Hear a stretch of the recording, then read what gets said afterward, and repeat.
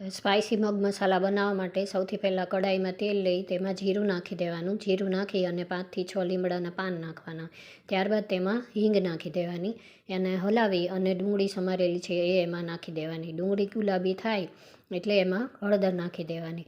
હળદર નાખી એના લસણ અને મરચાં સમારેલા છે વાટેલા એ એમાં નાખી દેવાના. ત્યારબાદ તેને હલાવી અને ટમેટાં નાખી દેવાના. પછી ટમેટાં અને ડુંગળીના ભાગનું મીઠું નાખી દેવાનું. પછી એને ઢાંકીને થોડી વાર રહેવા દેવાનું પાણી નાખીને, એટલે ડુંગળી ટમેટાં સરસ ચડી જાય. પછી ડુંગળી ટમેટાં ચડી જાય એટલે આપણે જે મગ બાફેલા છે એ એમાં નાખી દઈશું. પછી મગના ભાગનું આપણે મસાલા કરશું. તો સૌથી પહેલાં એમાં આપણે મરચું નાખવાનું. મરચું એક મોટી ચમચી હું આખી ભરીને નાખી દઈશ. પછી તમારા સ્વાદ મુજબ નાખવાનું. ત્યારબાદ થોડી હળદર નાખવાની અને 1થી 2 ચમચી ધાણા જીરું પાવડર નાખવાનું અને સુગર નાખવાની, ખાંડ નાખવાની અને લીંબુ નાખવાનું. પછી આપણે જે મગમાં પાણી છે એ બળવા દેવાનું, એટલે આપણા મગ મસાલા ટેસ્ટી એકદમ